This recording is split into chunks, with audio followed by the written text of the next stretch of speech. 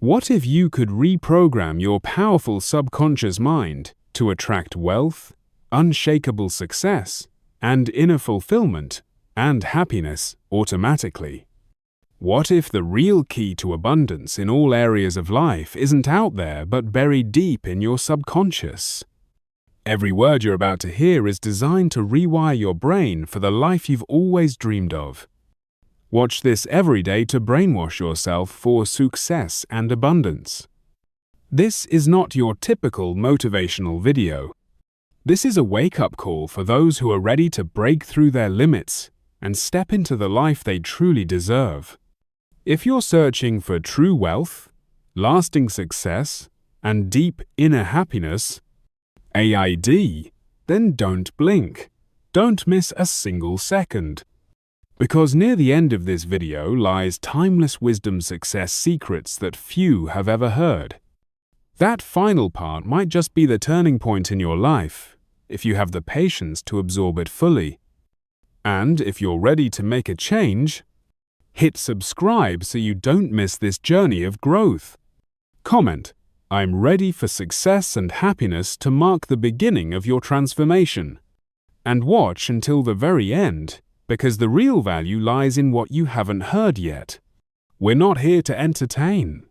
We're here to help you become the best version of yourself. Start right now. Your success won't wait. Every day, your powerful subconscious mind is being shaped not once a week, not once a month. And the question isn't whether you're being programmed. The question is it the voices online selling you fear? Is it the comments you've heard your whole life telling you you're not enough? Or is it intentionally, clearly, decisively writing your own mental code every single day by who you, in this world, doesn't reward passivity, it rewards clarity. Those who rise aren't just lucky or talented, they're mentally aligned. They've trained their thoughts, chosen their inputs, protected their focus. They don't wait for belief to magically appear. They build it brick by brick, thought by thought, day after day. And if you're not doing the same, the world will do it for you, and not in your favor.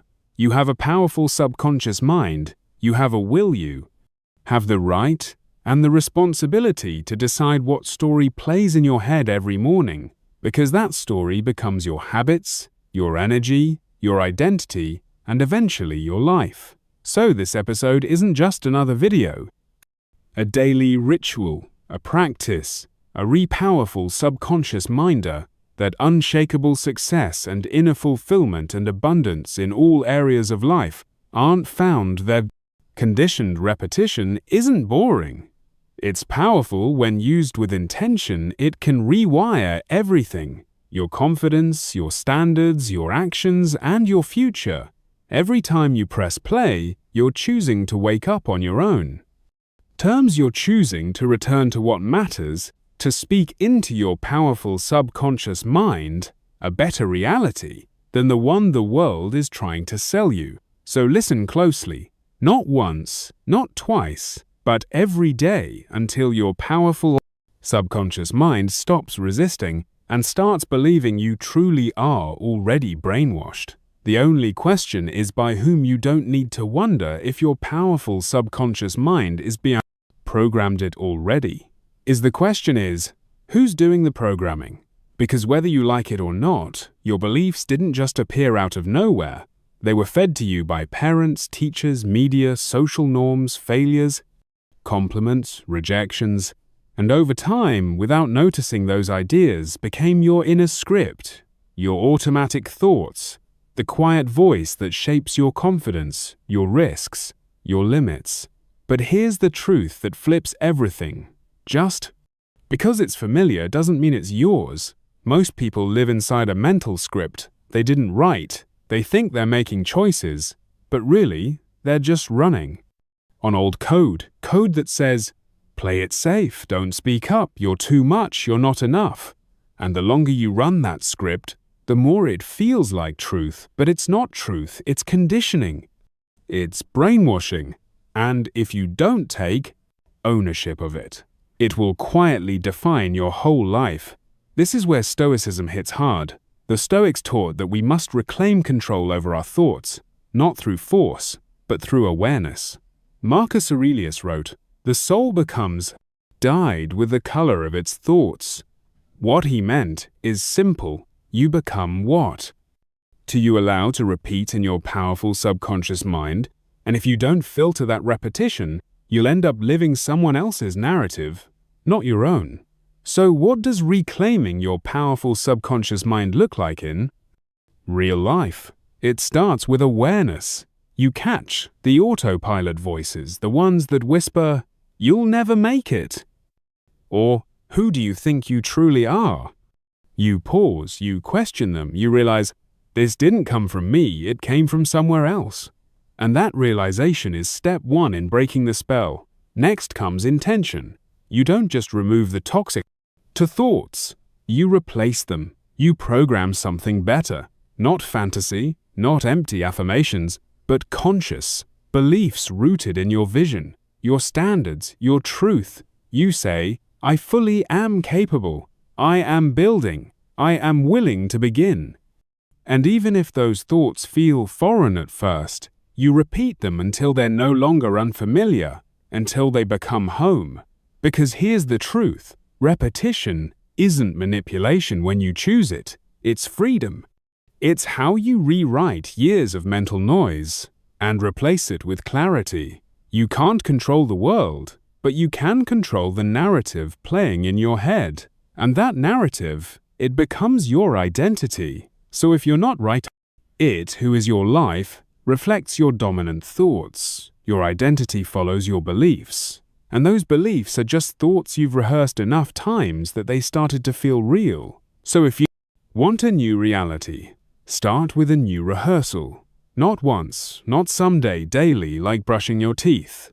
Only this time it's your powerful subconscious mind. You're cleaning. So ask yourself, who's been shaping the way I think? And am I okay with that? Because until you consciously reclaim your mental script, you're just living out someone else's design. But the moment you interrupt the pattern, the moment you start choosing the thoughts that serve your future, you stop being a product of the world and start becoming the architect of your life. Repetition creates identity. Most people think identity is something you discover, but it's not. Identity is something you build, thought by thought, choice by choice, word by word. And what lays the foundation of that identity isn't a single breakthrough or some grand transformation. It's repetition. What you rehearse in your powerful subconscious mind becomes what you deeply believe, and what you deeply believe becomes how you act, and how you act becomes who you truly are. Your brain is a pattern recognition machine. It doesn't care if what you repeat is true or false. It only cares that you repeat it often enough. Say, "I'm not good enough" 1,000 times. Your brain won't argue. It will deeply believe you say, "I'm building something powerful" again and again with clarity and emotion. The same brain will begin to reshape your internal world to match that command.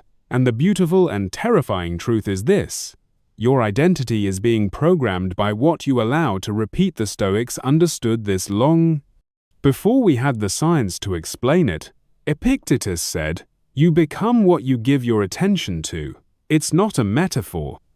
It's a neurological law. What you focus on, you reinforce. What you repeat, you strengthen. And if you're not intentionally choosing those repetitions, then someone else, your past, your fears, the media, your environment is doing it for.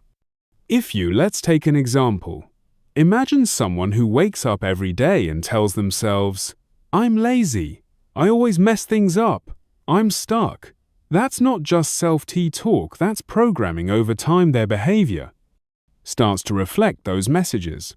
They procrastinate, they avoid risk, they self-sabotage, not because it's who they really are, but because their powerful subconscious mind has learned to expect that version of themselves. Now imagine someone who wakes up and repeats, "I fully am disciplined. I'm learning.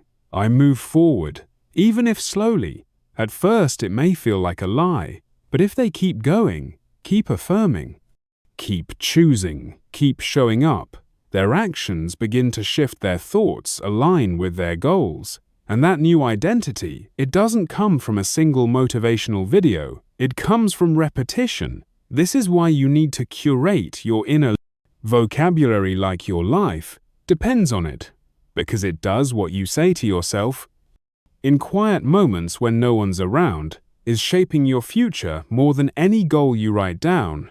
So speak wisely, speak intentionally, and speak daily. And remember, repetition isn't glamorous. It's not a dopamine hit, often boring, but it's the most powerful force in shaping who you become.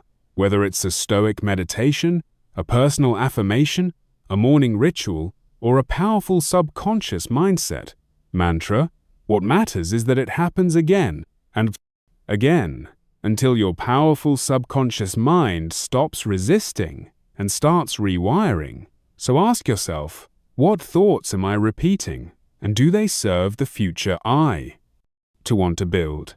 Because in the end, identity is not discovered by accident, it's created by design. And the most powerful tool you have in that process is repetition. Your environment is your powerful subconscious mind, projected. Look around. You, your desk, your room, your phone, the tabs you keep open, the notifications you let, in the voices you allow to speak into your day, all of it. Every piece is not just a reflection of your habits, it's a reflection of your powerful subconscious mindset. Your external environment is not separate from your inner world. It's an extension of it, a mirror, a projection. And if your space is scattered, noisy, chaotic, chances are, so is your powerful subconscious mind. We tend to separate our physical and mental realities, but they're connected deeply, neurologically. Emotionally, the state of your space can either create clarity or confusion. It can support your goals or sabotage them. And what most people don't realize is that every time you walk into your space, your brain is absorbing it. Reacting, it's responding. And it's either saying, we're safe, we're grounded, we're focused. Or it's saying, we're overwhelmed, we're distracted, we're behind. This is where Stoic wisdom becomes practical. The Stoics weren't minimalists in the trendy sense, but they were deeply intentional. Epictetus owned very little, not because he hated possessions, but because he understood that too much noise around him created too much noise within him. Seneca warned that luxury often becomes a prison, not because wealth is bad, but because dependence on cluttered excess weakens the soul. And today, clutter doesn't just live in your home. It lives in your powerful subconscious mind, in your digital life, in your schedule, in your social media feed when you scroll past 100 loud opinions before breakfast, when your phone buzzes with dopamine stealing, alerts when your room is filled with things that serve no purpose. You're not just wasting space, you're weakening focus.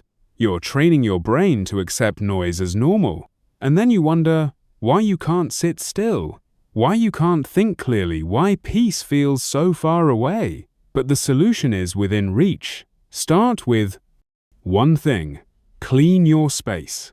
Not for aesthetics, for focus, for alignment. Create a physical environment that matches your mental vision, not your mental chaos. Make your room a place where your goals are supported, not forgotten. Let your desk reflect discipline. Let your phone reflect intention. Let your surroundings be powerful. Subconscious, mind you. I'm in control. Even small changes matter. Organize your workspace. Clear out unnecessary apps. Put your phone across the room while you work. Play calming music. Use lighting that uplifts instead of drains the point. Isn't perfection, it's deliberate energy management. You truly are building a space that powerful subconscious minds, your nervous system. We're safe here, we're focused here, we're becoming who we're meant to be here. And don't overlook the emotional side of your environment, the people around you, Conversations you have daily, are they nourishing you or draining you? Truly are. You surrounding yourself with standards or distractions because your environment includes everything you let close, and every part of it is shaping your mental architecture. So ask yourself right now, what does my space say about my powerful subconscious mindset? What message is my environment sending to my nervous system every day, and more? Importantly, what do I want it to say instead? Because when your outer world is intentional, your inner world begins to align. And when your space is clean, your focus becomes sharp. And when your focus sharpens, everything changes. Gratitude is a weapon against lack. Most people think of gratitude as soft as a polite response, as something reserved for holidays or journaling exercises. But in reality, gratitude is a weapon, sharp, immediate, and transformative.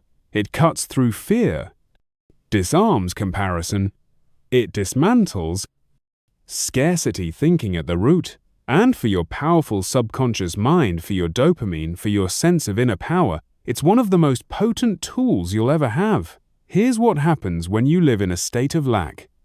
You're constantly chasing, grasping, needing nothing feels enough.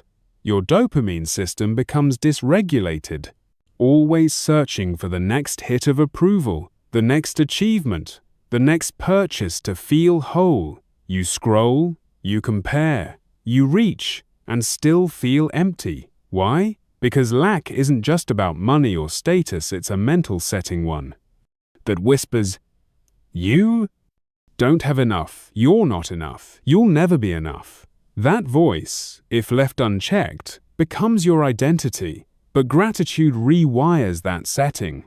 When you practice real gratitude, not forced positivity, not fake smiles, but deliberate attention to what's already here, something profound shifts. Your nervous system settles, your dopamine levels rebalance you. Stop looking outward for validation and start seeing how much strength you already hold. You don't become complacent, you become clear. Gratitude doesn't kill ambition, it grounds it. It re-powerful subconscious minds. You truly are already living inside blessings. You once begged for the Stoics knew this well. Seneca wrote, "No man is poor who has enough, and enough is what meets the needs of the wise."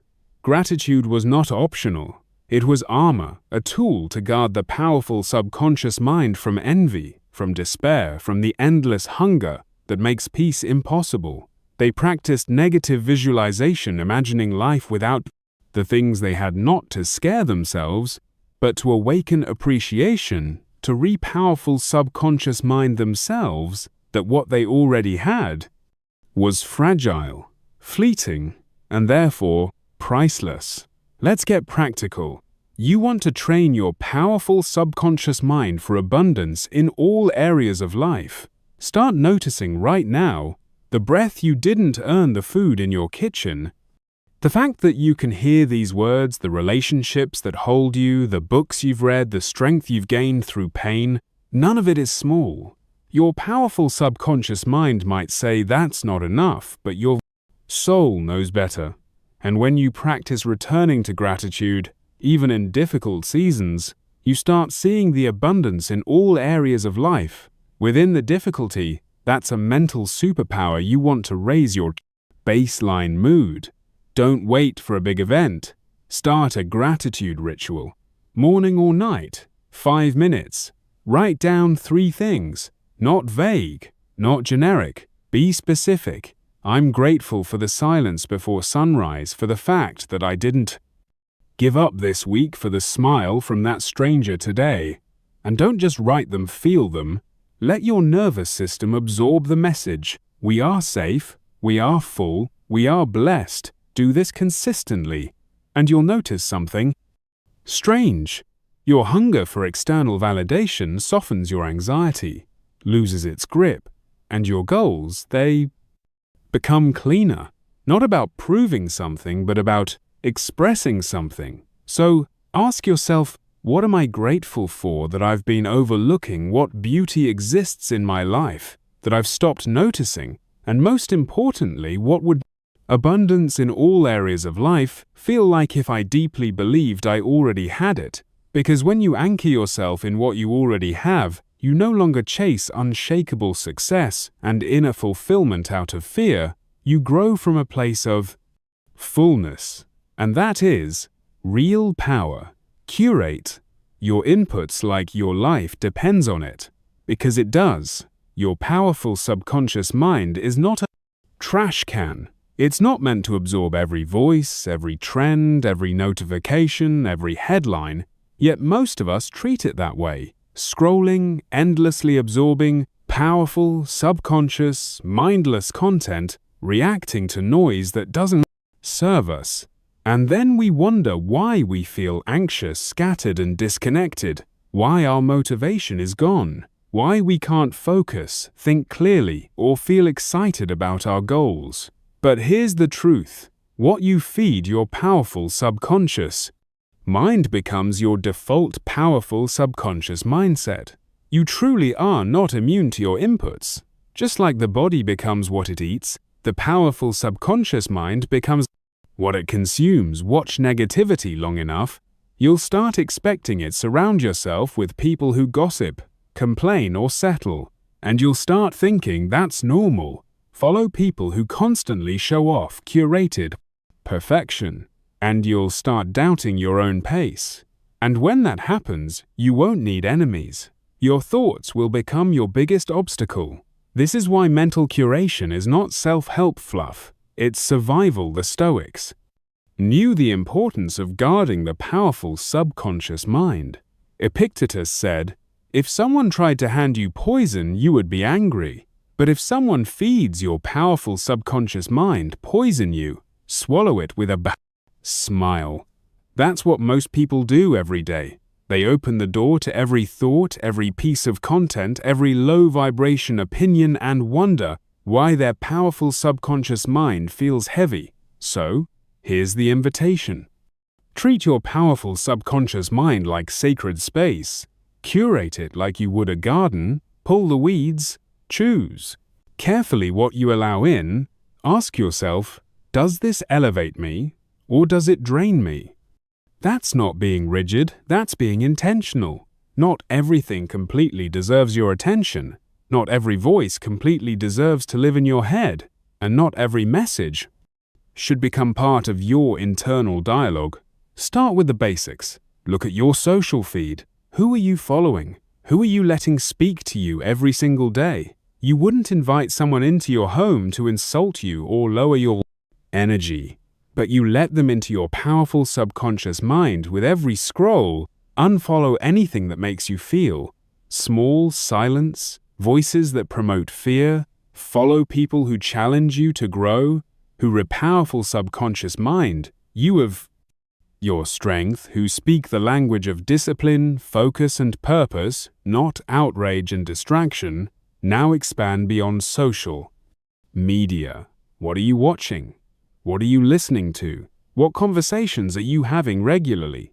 Every one of them is an input, and inputs shape your beliefs, your emotions, your identity. Make your content diet just as intentional as your physical one. Replace entertainment that dulls your soul with wisdom that sharpens it. Replace gossip with books. Replace passive scrolling with intentional listening. And don't forget, this isn't about cutting everything negative. It's about building a resilient, powerful subconscious mind, one that can handle life without being hijacked by every stimulus. You train that powerful subconscious mind by controlling what it's exposed to when you can, by feeding it the right thoughts on purpose, because the world will bombard you with noise, but only you can decide what becomes your truth. So ask yourself right now, if someone studied my inputs, the content I consume, the people I listen to, the voices I trust, what would they conclude about my future? Because the inputs you tolerate today shape the identity you'll live tomorrow. You want a better life? Start by protecting the gate to your powerful subconscious mind, your peace, your focus, your ambition, they depend on it. Discipline is devotion, not punishment. Discipline has been misunderstood for too long. People hear the word and think of restriction, self-denial, suffering, like it's some harsh system built to squeeze the joy out of life. But that's not discipline. That's control without purpose. Real discipline, the kind that transforms lives, rewires identity, and builds inner strength, isn't about punishment. It's about devotion. It's the quiet, sacred choice to honor your future self over your current impulse every time you choose discipline. You're not saying no to life. You're saying yes to a version of you that's stronger, clearer, freer. You're saying, I'm willing to trade temporary ease for long-term peace. That's not suffering. That's wisdom. That's spiritual alignment. Because discipline, when it's anchored in purpose, becomes the highest form of self-respect. The Stoics saw this clearly. They weren't cold or robotic. They were grounded. They practiced control over their desires. Not because desire is evil, but because they knew where unexamined desire leads. Addiction, confusion, weakness. Marcus Aurelius wrote, "Just that you do the right thing, the rest doesn't matter."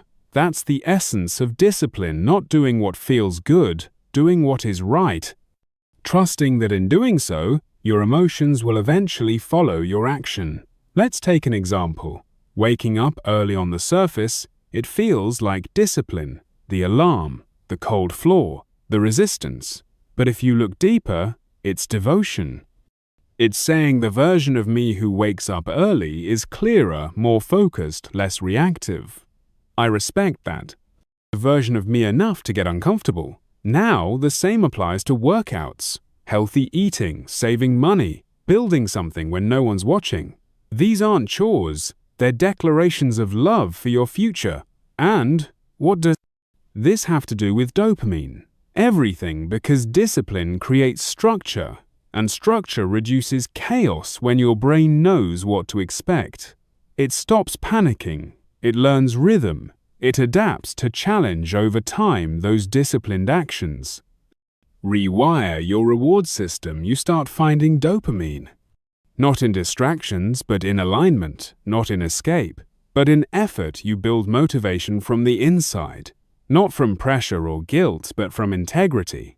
This is also where your self-trust is born. Every time you follow through on what you said you'd do, especially when it's hard, your subconscious records it. It says we are someone who honors their word, and slowly your identity changes, not because you forced it, but because you proved it. So how do you apply this start?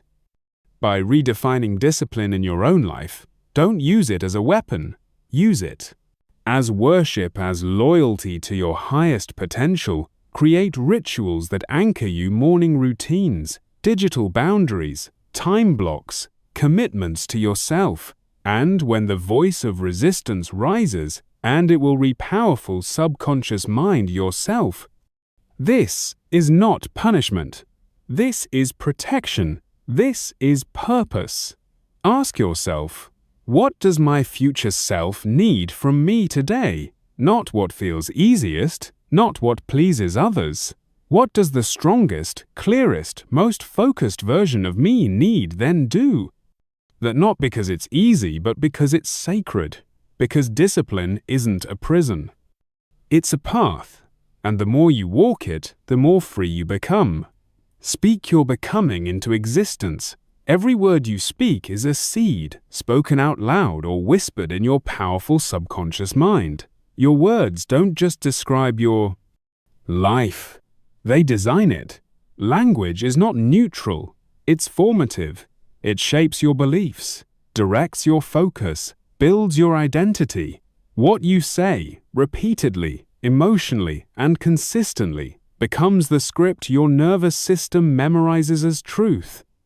And over time, you will start to live that truth, whether it serves you or destroys you. That's why affirmations aren't fluff, they're not cheesy slogans or empty optimism. They're blueprints, instructions for the powerful subconscious mind, anchors for your future self. And when spoken with clarity and consistency, they activate dopamine, rewire self-perception, and teach the brain to expect what it once feared, because the subconscious doesn't respond to logic, it responds to repetition, emotion, and tone. Say, "I'm worthless enough" times. It will deeply believe you say, "I'm becoming stronger every day." Even when you don't feel it, it will start to build that path beneath your feet. The Stoics understood this power even if they didn't use modern terms for it. Marcus Aurelius spoke to himself constantly through his meditations, writing not for an audience but to realign his powerful subconscious mind. He told himself, "You have power over your powerful subconscious mind, not outside events." Why? Because he knew he had to re-powerful subconscious mind himself of the truth again and again to stay anchored. That's what affirmations are, not wishful thinking mental training. But here's the mistake most people make. They wait to feel confident before they speak. Confidently, they wait to deeply believe in themselves before they say, "I fully am capable." But it doesn't work that way. You don't speak affirmations because you already deeply believe them. You speak them until you deeply believe them, until the repetition breaks through the old program and plants a new one, until the nervous system stops flinching and starts listening. And these affirmations don't have to be grand. They just need to be true enough to hold. I'm learning, I'm showing up, I'm becoming. I am not my past. These aren't lies. They're seeds, and your job is to water them with attention, with patience, with repetition, every day out loud with presence. Especially when your powerful subconscious mind resists, especially when doubt is loud, because the voice that speaks most often with the most certainty wins. And if that voice is negative, critical, and afraid, you will live in its shadow. But if that voice becomes intentional, encouraging, aligned with who you want to become, everything changes. Not instantly, but inevitably so. Here's your invitation. Choose your words.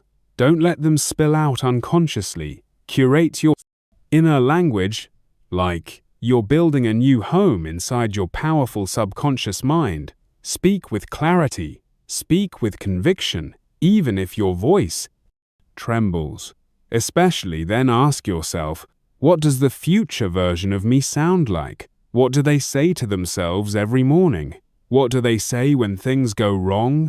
When no one deeply believes, when fear creeps in, then start speaking that way now, because the gap between who you truly are and who you want to be is not just action, it's language. And the voice you speak with today becomes the life you live tomorrow. Detach from thoughts, not all of them are yours. There's a moment, quiet but powerful, when you realize this simple truth. Not every thought you think is true. Not every idea that appears in your powerful subconscious mind belongs to you. Some are echoes of past pain. Some are projections from fear. Some are voices you absorbed from parents, media, society. And if you don't step back and observe them, they'll become your identity without your permission.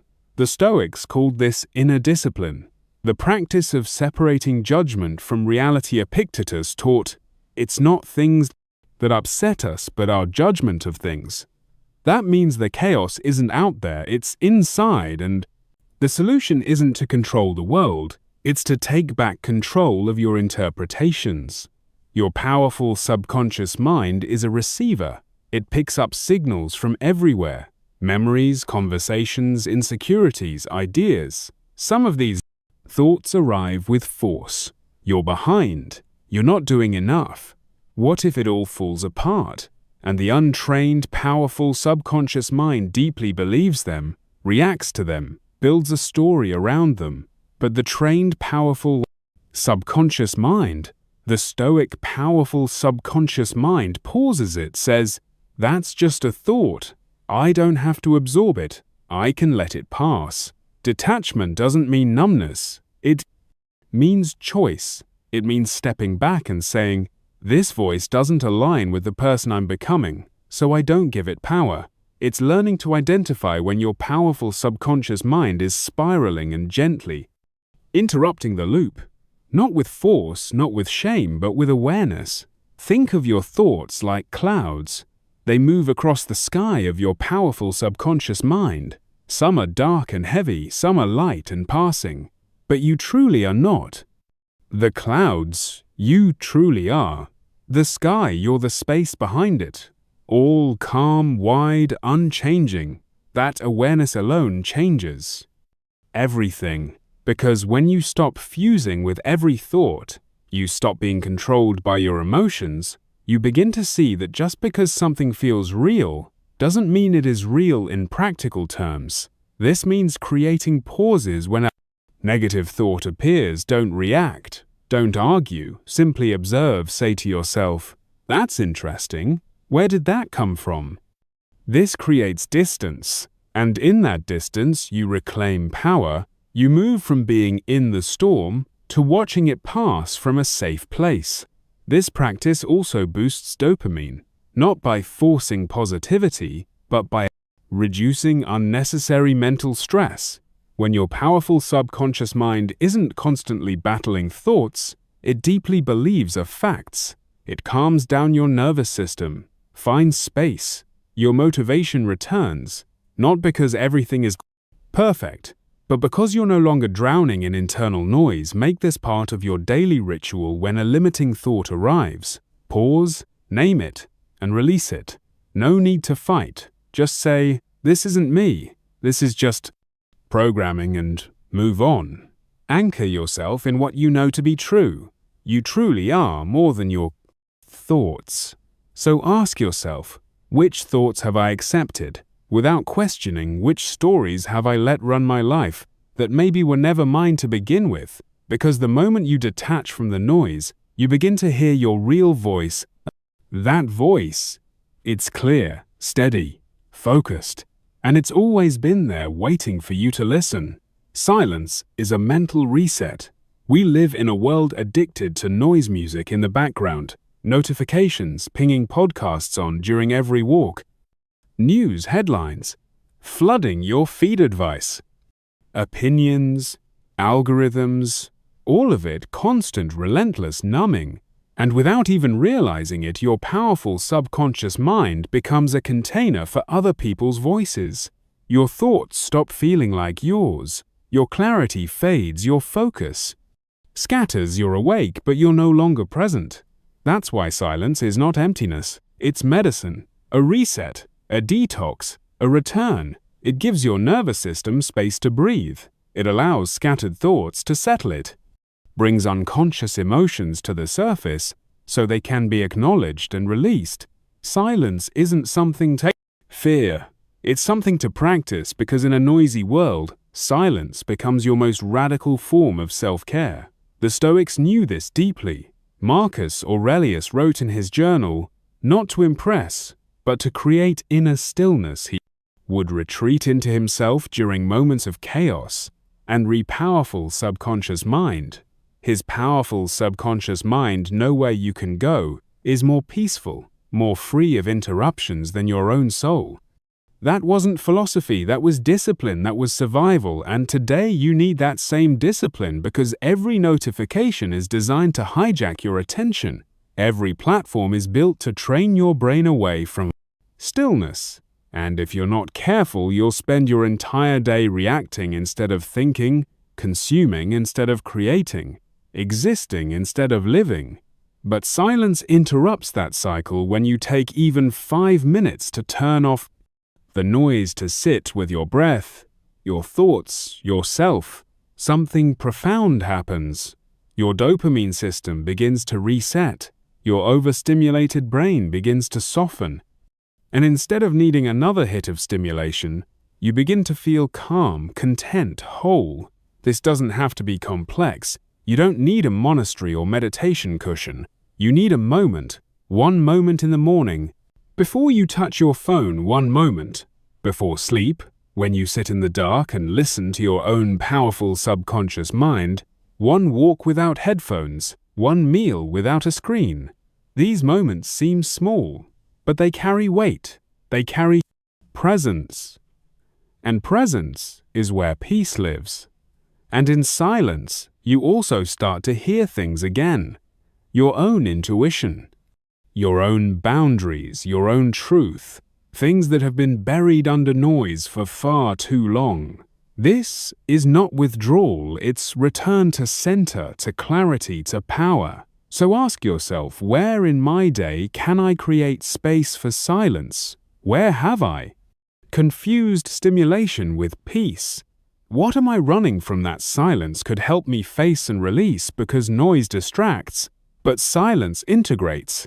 And sometimes the most productive thing you can do is nothing. Self-talk is self-programming every single day. You speak to yourself more than anyone else ever. Will you narrate your thoughts? You judge your actions. You comment on your reflection. You whisper to yourself in moments of doubt, fatigue, or frustration, and whether you realize it or not, those words become the code your identity runs on your self-T. Talk isn't just commentary, it's instruction. It's not background noise, it's active programming. And what you repeat with enough intensity and emotion eventually becomes how you live. Imagine this: every time you tell yourself, "I'm not good at this," you're reinforcing a neural path. Every time you say, "I always mess this up," your powerful subconscious mind records it. The more you say it, the deeper it embeds. And soon that statement stops being an observation and becomes a belief. And beliefs, once rooted, shape perception. They influence what you try, what you quit, what you expect, and what you accept. The Stoics warned us about this. They spoke of mastering the inner voice, of taming the judgmental thoughts and replacing them with reason. Marcus Aurelius would write to himself constantly, not because he was broken, but because he understood the importance of speaking to his powerful subconscious mind with intention. I knew if you don't train that voice, it will be trained by fear, by past trauma, by cultural noise. Here's what makes self-T talk so powerful. It bypasses logic. You don't argue with your own thoughts. You don't stop to verify them. You deeply believe them simply because they're yours. That's why you must make them intentional, strategic, supportive. Not in a fake fluffy way, but in a real grounded, empowering way. I can handle this. This is hard, but I'm learning.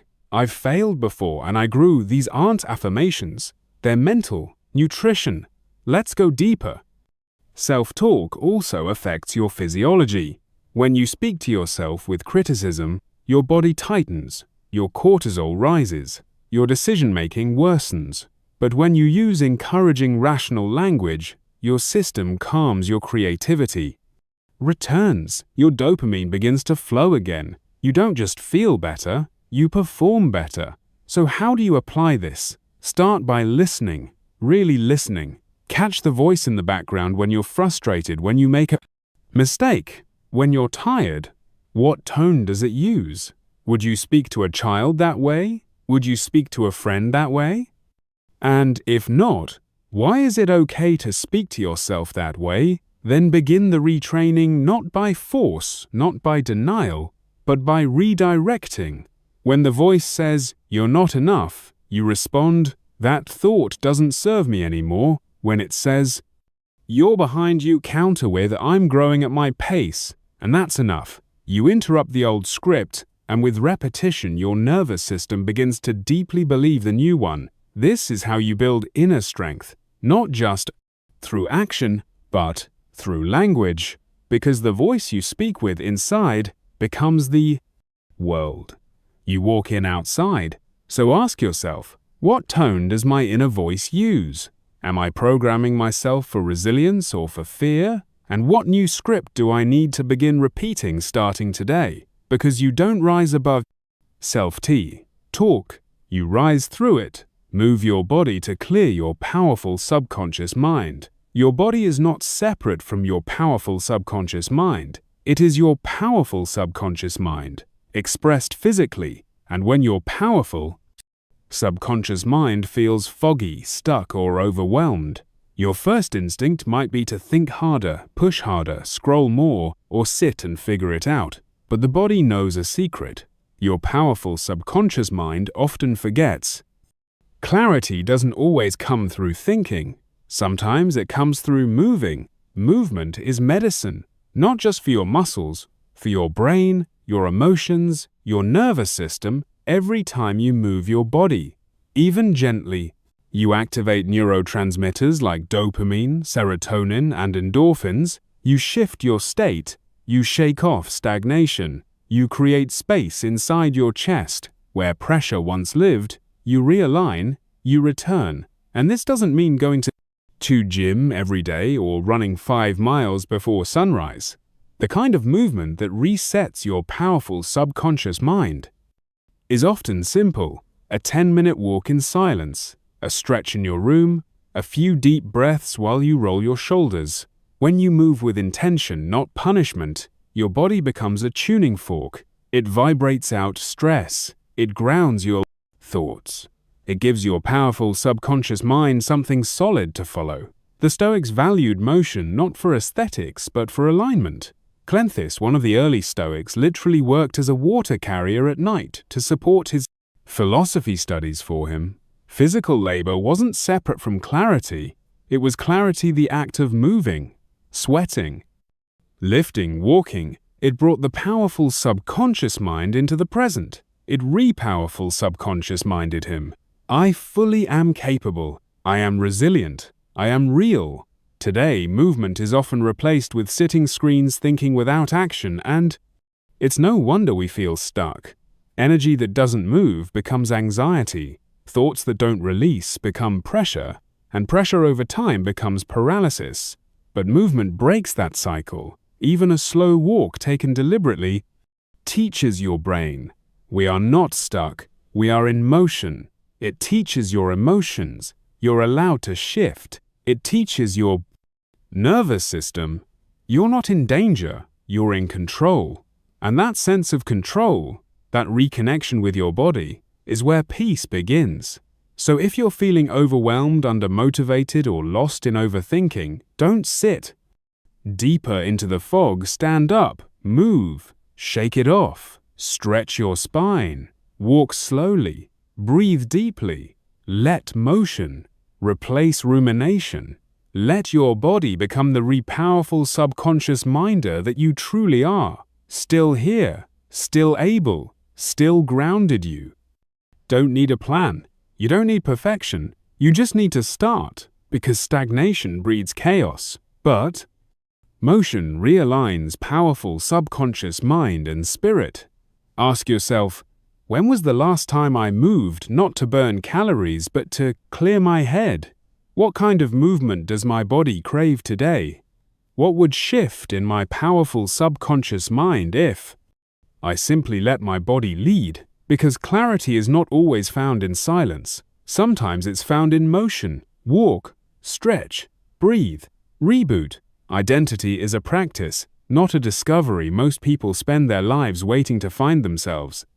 Travel, they read, they chase experiences, they take personality tests, and dig into the past, hoping that somewhere along the way, their true identity will simply reveal itself, like some hidden artifact buried beneath the noise.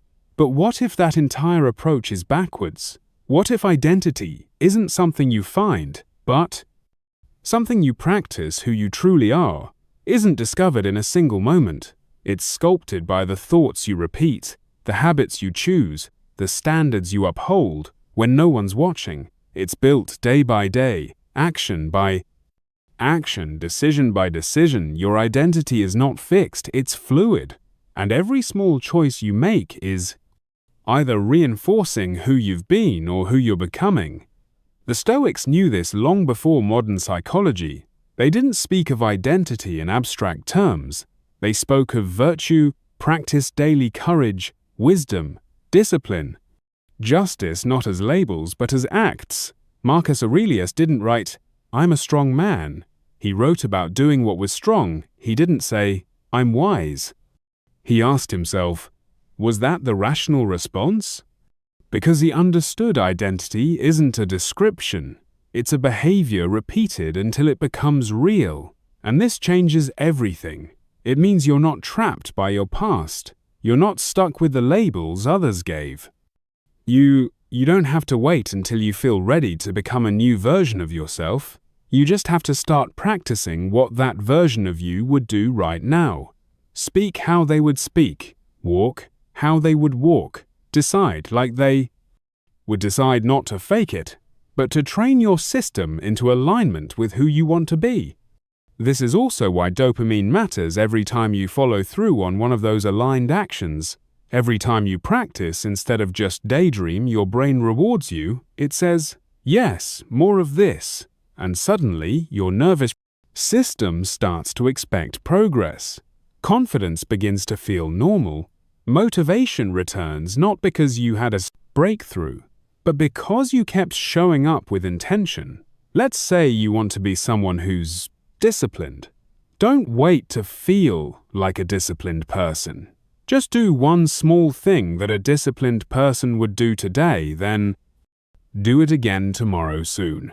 It won't feel like effort. It will feel like you. That's how identity shifts, not through insight alone, but through consistent embodiment. So if you're waiting to feel ready, to feel confident, to feel like yourself again, stop waiting. Decide not who you've been, not who others expect you to be, but who you're becoming. Then practice that not once, daily, like a ritual, like a code, like a devotion.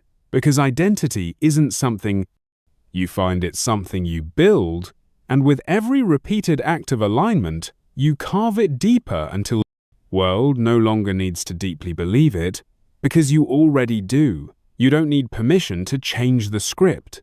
Stop waiting. Stop waiting for approval, for signs, for the right moment, the perfect, powerful subconscious mindset, or someone to tell you, yes, now you're allowed to change. That moment is not coming, and it doesn't have to, because the most powerful truth is this: you don't need permission to rewrite your life. You don't need to ask anyone to become who you were meant to be. You just need to decide. Too many people live on pause, not because they lack potential, but because they've internalized someone else's doubts somewhere along the way. They were made to feel like change requires explanation, like growth has to be justified, like rising will upset the balance, make others uncomfortable, or attract criticism. And they're right, it might. But what's the cost of staying small, of playing roles that no longer fit, of living a story that drains you? Just because it's familiar, the Stoics would challenge that they deeply believed in agency, not someday, not when the stars align, but now. Epictetus said, if you want to be noble, act nobly. He didn't say to wait, he didn't say to ask, he said, act, because action precedes identity. Courage comes before confidence, and change real. Lasting change doesn't begin with external validation. It begins with inner authority. Think of your powerful subconscious mind like a script. Every belief, every pattern, every excuse. It's been written over time by repetition, but just because it's been written doesn't mean it's final. You truly are the author. You can edit, you can delete, you can start a new paragraph, even a new chapter. Whenever you decide, not because you feel ready, but because you're done waiting. This is the difference between people who transform and people who stay stuck. One group waits for confidence, the other starts with courage. And courage, unlike confidence, doesn't need to feel certain. It just needs to move shaky, uncertain, imperfect. But moving, that's how you rewrite the script. Not all at once, but line by line. You stop saying, I've always been this way, and start saying, I'm becoming someone new. You stop asking, what will they think? And start asking, what will I become if I stay the same? So ask yourself now, whose permission have I been waiting for? What change have I delayed because I feared rejection, failure, or misunderstanding? And more importantly, What would happen if I gave myself full permission today to change the narrative? Because the pen is already in your hand, and the story doesn't end until you decide it does. Your powerful subconscious mind is not your enemy. It's your most powerful tool, your internal operating system, your unseen engine. But like any system, it runs on code, and that code is built from repetition, from the words you speak, the habits you choose, the silence you allow, the movement you make, the people you keep close. Every one of them leaves an imprint, and over time, those imprints become identity. You're already being programmed. The question is, are you the one writing the code? This episode wasn't about hacks. It wasn't about motivation that fades in an hour. It was about mastery. Real rewiring, a daily practice of reclaiming your mental space, your emotional clarity, your inner script, because unshakable success and inner fulfillment isn't just about effort and abundance in all areas of life, isn't just about money. Both are the result of a well-trained, powerful subconscious mind. A powerful subconscious mind that works for you, not against you. So listen again and again, not because you forget, but because you're building something. You're brainwashing yourself not into fantasy, but into discipline, peace, focus, power. You're speaking your future into the present. And every time you do, your system listens. It adapts. It strengthens. That's how the change becomes real. Not overnight, but over and over. You don't need to discover some hidden version of yourself. You need to practice becoming the one you already are beneath the noise. So say the words, walk the walk, protect your powerful subconscious mind, build the habits, and remember you. You don't need permission to rewrite your story. You just need to begin. Thank you for staying until the end. It shows that you are more than just watching, you are ready to change.